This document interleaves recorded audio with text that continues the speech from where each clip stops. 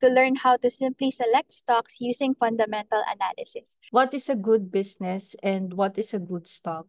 When we know the answers to these questions, that's when we can narrow down our watch list and begin to select which stocks to pick for our portfolios. We have to understand how a business makes money.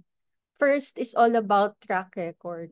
There are essentially two types, operating and financial track record. We then want to look at what we call economic moves. Knowing the management team who works behind the scene is equally important. However, in the stock market, a good company is not necessarily a good stock. This is because of price. We must have an idea of what something is worth versus the price it is selling for in the market. The intrinsic value or the target price is not observable, but can be reasonably estimated through forecasting the future cash flows of a given business and the risk associated with generating that cash flow. Economic and market cycles do affect the profitability of companies. Now, how do analysts compute this target price? The three major valuation methods are firstly the net asset value or the asset-based valuation method. Net asset value is the difference between the assets and liabilities of a company. We also have the income-based valuation, which employs the concept of the time value of money. The value of a company is based on the future cash flows discounted to the present using the required rate of return of the investors for their investment.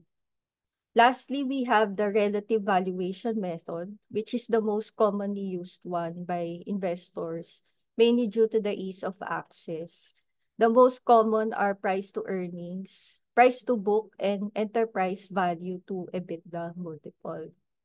To summarize, investors in search for good stocks would have to check if there is a mispricing on the market price of the company relative to its intrinsic value or target price. What we want to see is a high ROE for businesses, as this is what sustains growth and dividends. For our quality at a fair price screen, we focused mainly on three things. Market cap of over 50 billion, as large to mid-cap stocks tend to be stable and liquid. Next is double-digit return on equity ratios. And lastly, PE of less than 10 times, since the index itself or the PSEI is trading at around 11 times PE. BDO Securities Research also identifies stocks to focus on based on a top-down approach. This considers the macro and sector perspective. For example, when inflation and interest rates are elevated, the tendency is to look at more defensive sectors, especially in the power, utilities, and consumer staples, as well as dividend plays, which also provide a hedge against inflation. But when inflation and interest rates ease, typically cyclicals start to recover, and these include consumer discretionary, property, banks, as well as the holding sector.